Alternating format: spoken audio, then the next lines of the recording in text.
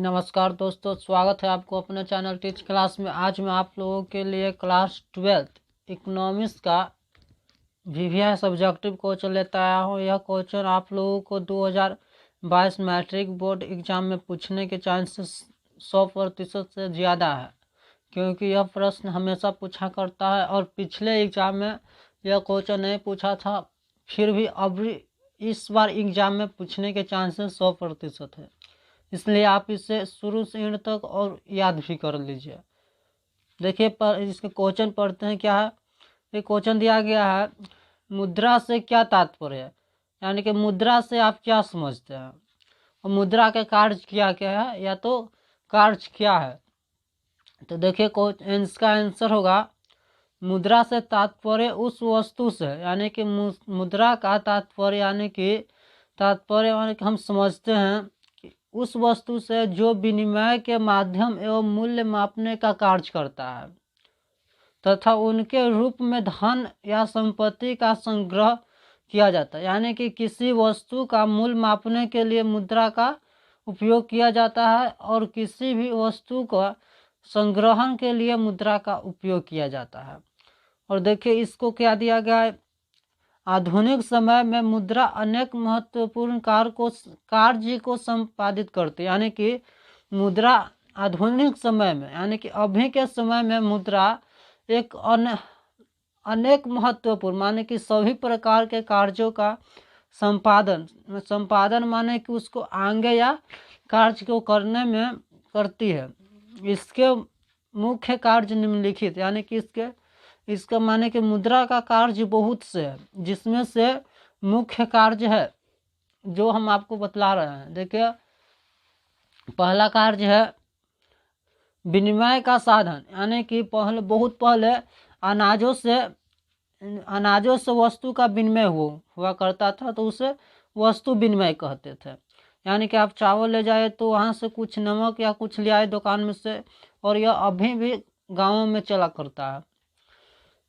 यह ज़्यादातर यानी कि वस्तु विनिमय अभी ज़्यादा दुकानों में दिखने को मिलता है, यानी गाँवों में। और शहरों में आपको आधुनिक यानी कि आधुनिक विनिमय का साधन है। देखिए तो यह है विनिमय का साधन, यानी कि मुद्रा एक विनिमय का बहुत अच्छा साधन है। यानी विनिमय का आदान प्रदान या किसी सामान को खरीदने के लिए या किसी चीज़ को खरीदने के लिए मुद्रा एक बहुत आवश्यक यानी विनिमय का बहुत साधन है, यानी कि बहुत अच्छा साधन है। यानी कि इसको समझते हैं। देखिए लिखा हुआ है, वस्तु विनिमय में अनेक कठिनाइयों और सुविधाओं होता है, यानी असुविधा यानी कठिनाई होती थी। वस्तु विनिमय में यानी कि बहुत से 1 kg चावल ले जाते हैं तो पाव भर या 25 ग्राम चीनी या कुछ मिलता है, यानी कुछ आपको लेना हो तो उसी प्रकार जब वस्तु विनिमय में मैंने कुछ सामान खरीदने के लिए बहुत कठिनाई होता था, तो इस लिखा गया है कि वस्तु विनिमय में अनेक कठिनाइयों और असुविधाएं होती है। मुद्रा के प्रयोग से विनिमय का कार्य अत्यंत सरल हो गया, यानी कि मुद्रा के कार्य से विनिमय का कार्य अत्यंत यानी बहुत ज़्यादा सरल हो गया। यानी कि कहने का मतलब है कि जब हम मुद्रा यानी कि 5 रुपया ले जाते हैं तो हमको भारी भी नहीं लगता है, और वह एक छोटे से पैकेट या कुछ हाथ में भी लेकर चल जाते हैं। अगर आपको चावल दाल लेकर जाना होता है तो उसको आप बहुत मेहनत से लेकर जाते हैं। इसी प्रकार यानी कि मुद्रा के प्रयोग से विनिमय यानी कि विनिमय माने आदान प्रदान का कार्य अत्यंत सरल हो गई है। यह विनिमय के माध्यम का कार्य करता है, यानी कि विनिमय का यानी मुद्रा विनिमय का माध्यम यानी कि रास्ता का कार्य करता है। यानी कि विनिमय करने का एक प्रकार का रास्ता है। क्या है? मुद्रा एक विनिमय का रास्ता है। और इसका दूसरा महत्वपूर्ण कार्य है, देखिए दूसरा क्या है, मुद्रा को मापने का साधन, यानी मूल्य को मापने का साधन। यानी कि जो मुद्रा है वो मूल्य को मापने का साधन है। यानी कि मुद्रा से किसी भी चीज का मूल्य यानी कि मापने का कार्य कर सकते हैं, किसी भी चीज़ का मूल्य लगा सकते हैं मुद्रा से। तो उसी कहा गया है तो मुद्रा मूल्य को मापने का साधन। तो देखिए लिखा गया है मुद्रा मूल्य का मापक है, यानी कि मुद्रा मूल्य का मापक है, यानी किसी वस्तु का मूल्य 5 रुपया तो 5 रुपया एक मुद्रा निकाल कर देते हैं तो वह खरीदा जाता है। वही कहने का मतलब मुद्रा मूल्य को मापने का एक साधन है। और इसका अंग है मुद्रा के द्वारा वस्तुओं का मूल्यांकन करना सरल हो जाता है। किस वस्तुओं का मूल्य कितना होगा, मुद्रा द्वारा यह पता लगाना सरल हो गया है।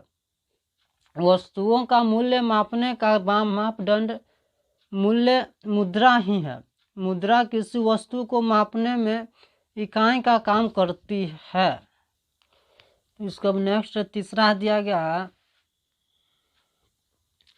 मुद्रा का संचय, यानी कि मुद्रा का रखने का सुविधा कठिन है आसान। संचय माने कि उसको संभाल कर रखना या उसको ठीक तरह से माने बहुत अच्छी तरह से रखना संचय कहलाता है।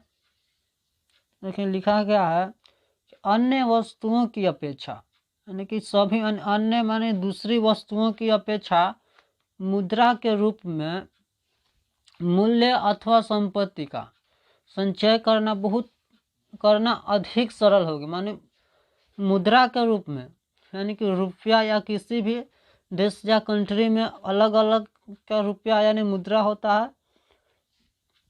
तो वही कहने का मतलब है कि अन्य वस्तुएं माने कि चावल दाल गेहूं या कुछ और वस्तुओं की अपेक्षा मुद्रा बहुत छोटा सा चीज़ है कि मूल्य में अथवा संपत्ति का संचय करना सरल यानी आसान हो चुका है।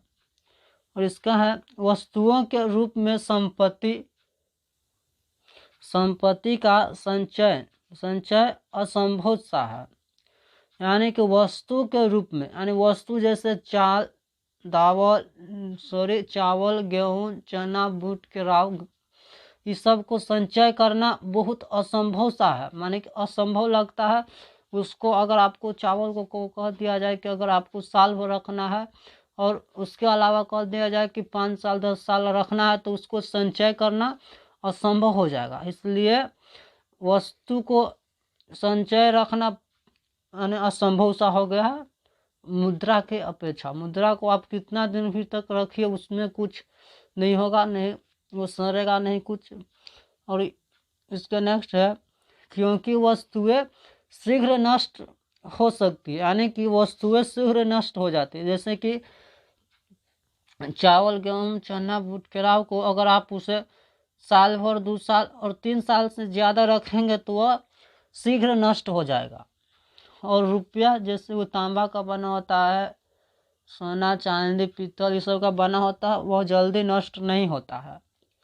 तो वही कहने का मतलब है कि वस्तुएं शीघ्र नष्ट हो जाती है, यानी मुद्रा की अपेक्षा कहें तो वस्तुओं के संचय में अधिक स्थान की आवश्यकता होती है। यानी कि वस्तुओं के संचय में अधिक स्थान की आवश्यकता होती है, यानी कि वस्तुओं जैसे कि हम बार बार कह रहे हैं कि चना गेहूं दाल केराव को आप रखेगा तो बहुत ज़्यादा स्थान घेरता है, यानी कि बहुत ज़्यादा स्थान घेरता है। और आप रुपया को यानी कि मुद्रा को ले आए तो उसे आप हाथ में भी रख लीजिएगा, पैकेट में बैग में पेटी या सनुक में भी रख लीजिएगा। देखिए और उसका नेक्स्ट है उनकी देख रेख में भी कठिनाई होती है, यानी कि अनाज को या वस्तु को देख रेख में भी कठिनाई होती है, यानी कि उसमें कभी पिल्लू पड़ जाता है या कुछ अन्य कीट पकौड़े लग जाते हैं तो उसको देखने के लिए भी आवश्यकता होता है, तो इसलिए उसे देखने में बहुत कठिनाई होती है। अतः मूल्य अथवा धन के संचय के लिए मुद्रा अधिक उपयुक्त है। यानी कि सभी चीज़ों के निष्कर्ष के दौरान निकला कि सभी चीज़ों के अपेक्षा मुद्रा एक विनिमय का बहुत अच्छा साधन है। यानी कि भारत में रुपया चलता है मुद्रा कहें तो, और इसके नेक्स्ट है तीसरा है क्या महत्वपूर्ण कार्य, विलंबित भुगतान का मान, यानी कि हम किसी से कर्जा लेते हैं और उसको आपको चुकाना होता है, तो विलंबित भुगतान का मान क्या होता है। तो देखिए इसको क्या है, मुद्रा विलंबित भुगतान का बड़ा ही सुगम साधन है। वस्तुओं का या सेवाओं के रूप में ऋण अथवा उधार के प्रयोग से ऋण लेने और उसके भुगतान करने में बहुत आसानी हो गई है।